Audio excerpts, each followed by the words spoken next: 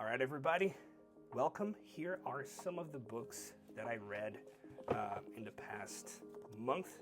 So here are they. We're going to talk about these books in just a moment.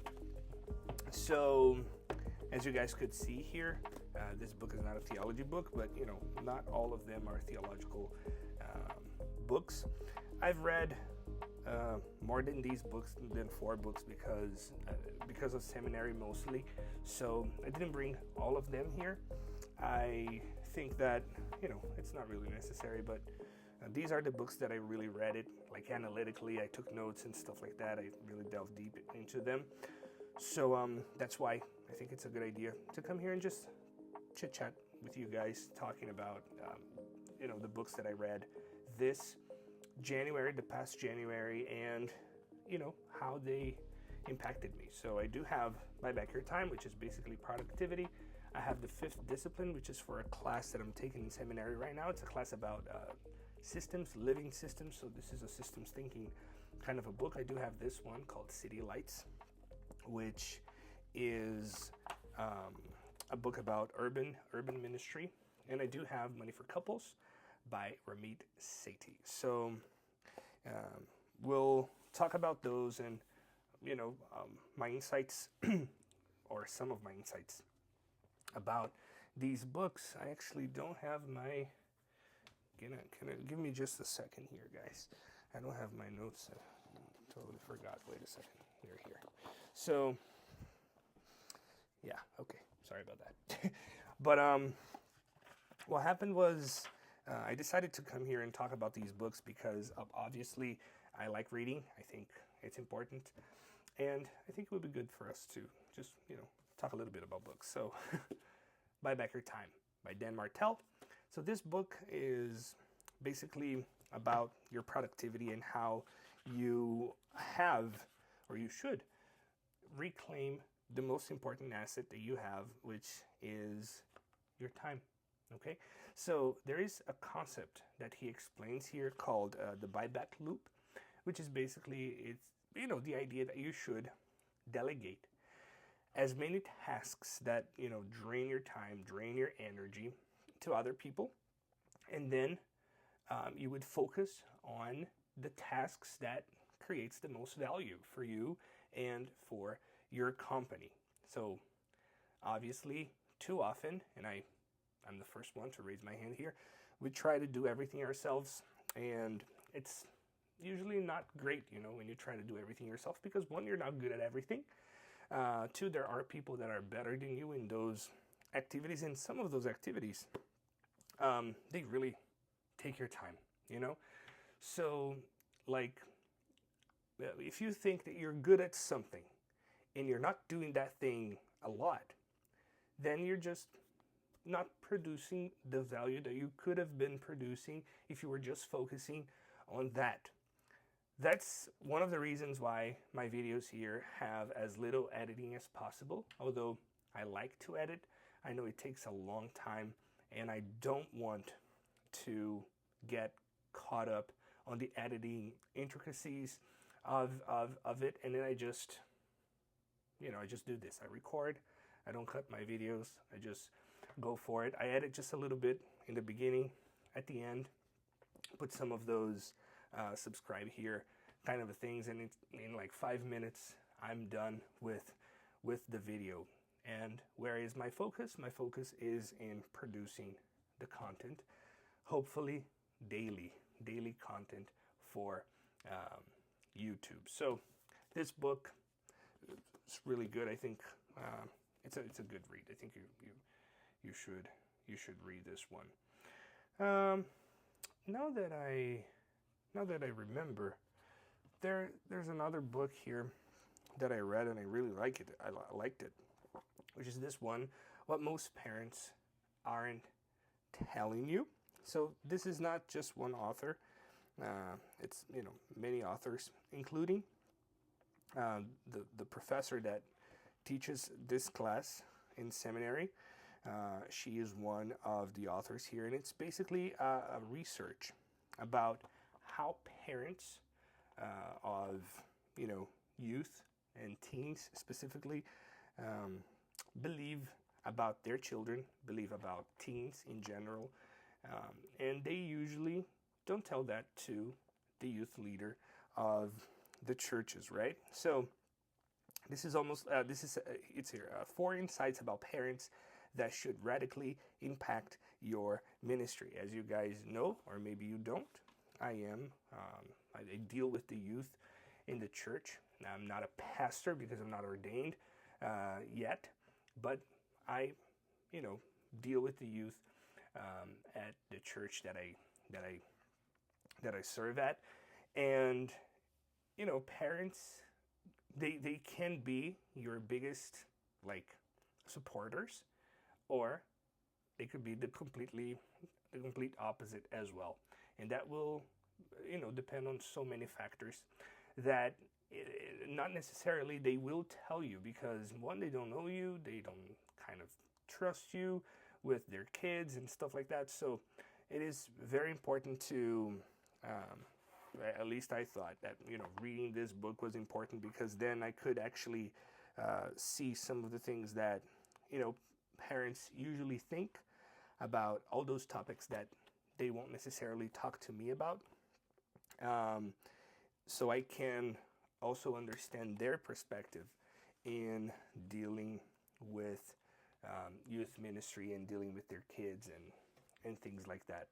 It is a challenge. Youth ministry is not something that is simple, because you're dealing with kids, one, and obviously you're dealing with the parents too. So youth ministry is parents' ministry as well. There's no youth ministry without the parents supporting it, bringing their kids to church and stuff like that. So great book here.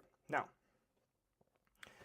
the other one I have here on my list is this one here by Ramit Sethi, Money for Couples. Now, I also have his other book, which is I Will Teach You to Be Rich. And I read that in like a month, and it was so good, such a great book. And then obviously I got this one, so I can. They have a bunch of exercises for you to do with your wife, your husband, and great book. One of the things that really caught my attention is the idea that most of the fights, the money fights that happen, they don't happen, necessarily because of money, but because of values and things that you carry, like the beliefs that you carry about money and that your spouse carries about money as well. So we come from different upbringings. We have different ideas and feelings about money, and different priorities too, different fears. So when you clash those two people together, and those two different set of beliefs together, it can become a battle. So he has a bunch of exercises here for you to have money meetings, how to talk about money, how to deal with your financial life, and things like that. So he also talks about having a shared vision for your rich life. So you should be doing this together as a team, and obviously not like you having your own bank account, her having her own bank account. It's much easier if you just join accounts and stuff like that, things that we had been doing. But it's also always nice to kind of see it here and do these exercises, so we can have and draw up our rich life together, right? He talks a lot about your rich life. In his book, I Will Teach You to Be Rich, it's not necessarily telling you that you're going to become a millionaire, a trillionaire, nothing like that, but your rich life can be very different from, another person's rich life. For example, if you ask me, okay, you have all the money in the world, would you buy a Lamborghini? I would say no. I don't really care much about cars. But if you ask other people, they will be like, of course I'll have a Lamborghini, bro. You're kidding me? Of course I will. Okay, great. Great book.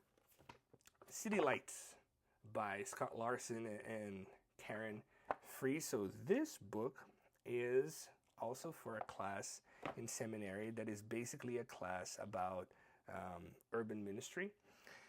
And this book is about urban ministry, and it's about the challenges of reaching the youth. It's youth ministry in the urban context, right? So this talks about the challenges of doing youth ministry in an urban context, just like we do it here in Boston, right? So it has again different authors, and it's basically one chapter for each of the authors, telling their experiences, giving examples, and talking about the situations that you might face as a youth leader in the urban context, right? And it talks a lot about the urban struggles, like, for example, poverty, like crime, like broken families, urban communities, how churches can engage with those communities, how churches can understand those communities' realities and try to make an impact and be relevant for those people and for those communities to really generate transformation. So, great book, really nice. I really liked it. Let me see if I wrote anything else here. Yeah. So one of the most convincing parts was, like, for me, was the reminder that ministry, is different from context to context, although the message is the same, which is we gotta preach the gospel. This one here in the urban context, it really demands patience. It demands deep relationships, deep connections. It's not about quick fixes. It's not about like short-term outreach, short-term questions. It's in the long term, It's discipleship. It has a lot to do with discipleship and walking with people through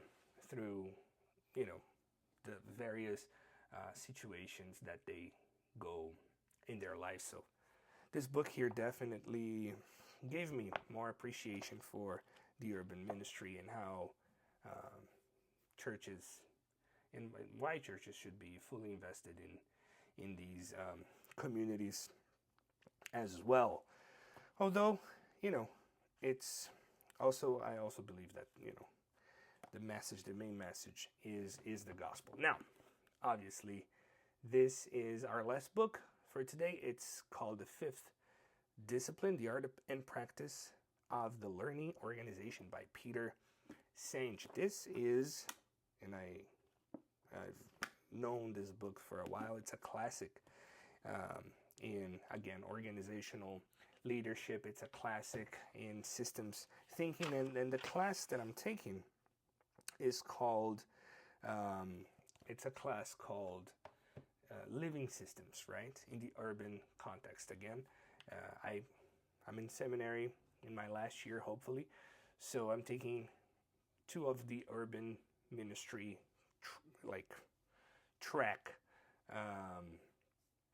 classes. One of them is the youth ministry, and the other one is living systems thinking, and things like that, right? So I think one of the things that I really liked about this was, the idea of learning organization.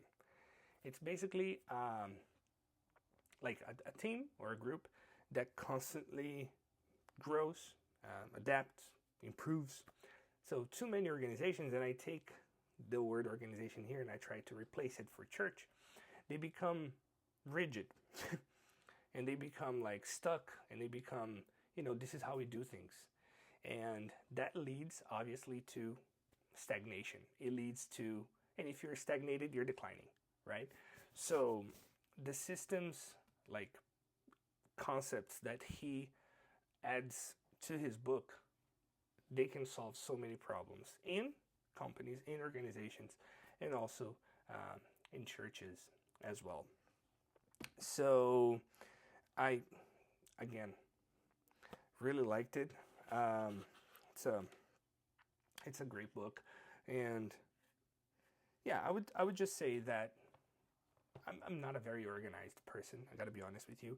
So any organizational leadership kind of a book, any productivity book that helps you be more organized, I really enjoy, and it's like I'm learning something new every day because I'm not really that kind of person. So this book obviously helped me how to cultivate this mindset of continuous growth, you know, and trying to just be better and organizing myself in the best way possible. Okay, so yes, each of these books they really helped me. They gave me valuable information. Some of them were more personal, like Dan Martell's book, like Peter Sange's book. Others are more for ministry.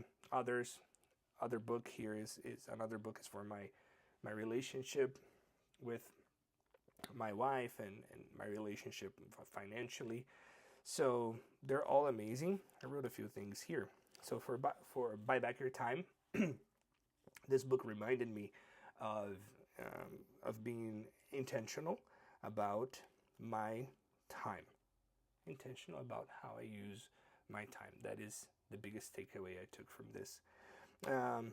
Now, the parents book that I told you about, I didn't write anything here, but it really emphasized like the important conversations that we should have with the parents as well, and not just the kids that we're dealing with in the church, right? Money for Couples, obviously. This is a great book, guys. I really like Ramit, and I listen to his podcast as well. So Ramit Sethi's book emphasized that money is more of a shared vision and not necessarily an individual one, especially if you're married. And obviously, okay, City Lights helped me with the urban ministry context and how to appreciate more the urban ministry context. And the fifth discipline challenged me to think bigger about organizational leadership and how to be more organized. So these are the books that we have for January. And then if you ask me, but did you read the Bible? What about the Bible, bro? It's not even a question. But obviously, I've been reading the Bible. I read at my own pace. I'm actually in Deuteronomy right now. Yeah, so, there are years that I read the Bible once a year, twice a year, 3 times a year. It all depends on the year. But I just read it, and it hasn't. I don't do my devotional while I'm reading the Bible. I have a separate devotional time. Now we can talk about that later. But obviously, I'm reading the Bible too. But I don't count here because it is my favorite book ever. Anyways, thank you so much. What do you think? What do you think about these books? Have you read these books? Do you like these books? What do you think? Let me know your opinion. Just trying to bring different kinds of videos here. Thank you for watching Hebrews Theology. Please like, subscribe, follow me on Instagram, TikTok as well. It's just at Hebrews Theology, and I'll see you in the next one. Thank you so much, and bye. See you.